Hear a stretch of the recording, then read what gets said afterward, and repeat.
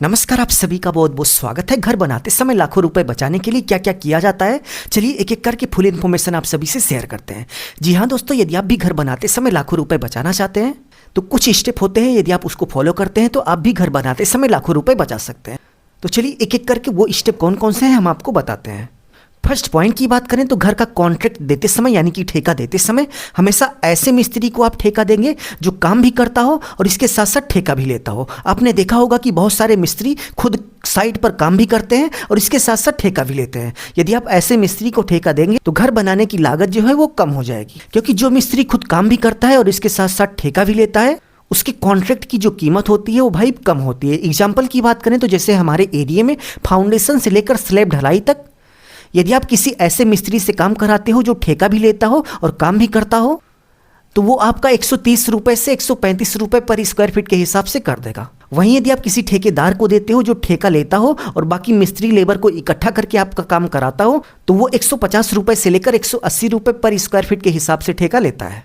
तो first step को follow करके आप तगड़ा पैसा बचा सकते हो। सेकंड पॉइंट की बात करें तो हमेशा घर बनाते समय घर बनाने से पहले आपको घर की प्लानिंग कर लेनी है। यदि आप घर की प्लानिंग कर लेंगे तो भाई आपको समझ में आ जाएगा कि आपको कितने बाई कितने का रूम रखना है, कितने रूम की आपको ज़रूरत है। इससे क्या होगा कि भाई घर बनने से पहले आपको पता चल जाएगा कि कौन सा रूम कहाँ पे होगा, जिससे बाद में टूट फूट करने की ज़रूरत नहीं पड़ेगी। और इसके साथ साथ मान लीजिए आपके पास बहुत बड़ी ज़मीन है और आपकी ज़रूरत भाई कम जगह में पूरी हो गई तो पूरे एरिया में यदि आप घर बनाएंगे तो वो महंगा पड़ेगा। और आप अपनी ज़रूरत के हिसाब से यदि कम एरिया में घर बनाएंगे तो भाई एरिया कम होगा तो घर की लागत ऑटोमेटिक कम हो ही जाएगी। तो घर बनाने से पहले घर की प्लानिंग बना लीजिए, घर का नक्शा बनवा लीजिए। थर्ड पॉइंट की बात करें तो बारिश के मौसम में भूल कर भी घर मत बनवाना, क्योंकि बारिश के मौसम में क्या होता है कि भाई बारिश आने पर काम रुक जाता है। तो ऐसे में यदि आप दिहाड़ी पर काम करा रहे हो या फिर आपका मटेरियल वगैरह बन के रखा है तो उसका नुकसान हो जाता है। तो इस बात को नोट कर लीजिए कि अगर आपके पास टाइम है तो आप बारिश के मौसम में भूल कर भी घर मत बनवाइएगा। और यदि आप बनवा रहे हैं तो उतनी व्यवस्था करके रखिएगा कि बारिश होते समय आपका काम बंद ना हो। नहीं तो सुबह यदि लेबर आकर 1 घंटा भी काम कर देगी तो आपको पैसा देना है। आपका मटेरियल चाहे बर्बाद हो चाहे कुछ भी हो, उससे उन्हें कोई मतलब नहीं। फोर्थ नंबर पॉइंट की बात करें तो घर बनाते समय सबसे ज्यादा पैसा स्टील यानी कि सरिये पर खर्च होता है। तो 1 ईयर में 12 मंथ यानी कि 1 साल में 12 महीने होते हैं और 12 महीने में कुछ महीनों में भाई स्टील का जो रेट है वो बहुत ही डाउन चलता है। जैसे भाई दिसंबर से लेकर जनवरी के बीच आपने देखा होगा कि जो स्टील का रेट होता है वो बहुत ही डाउन चला जाता है, यानी कि 50, 52, 53 रुपये पर किलोग्राम के हिसाब से स्टील मिलती है। तो साल के जिस महीने में स्टील सस्ती हो उस समय आप कम से कम 10 से 12 कुंतल स्टील को खरीद कर रख लीजिए।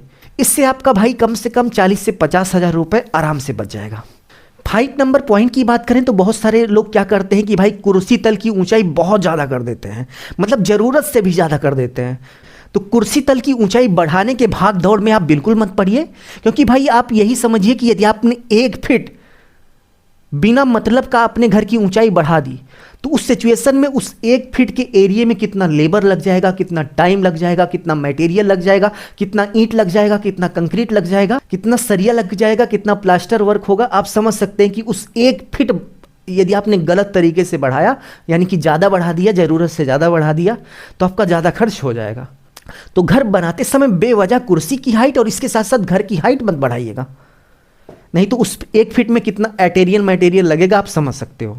6 नंबर पॉइंट की बात करें तो घर बनाने से पहले यार फ्रंट एलिवेशन जरूर से जरूर बनाइएगा। बहुत सारे लोग क्या करते हैं कि भाई घर बनवा लेते हैं और बाद में समझ आता है कि हमारा घर सामने से अच्छा नहीं दिख रहा है, तो ऐसे में तोड़फोड़ शुरू करते हैं और घर की जो लागत है तोड़फोड़ करने से और भी बढ़ जाती है।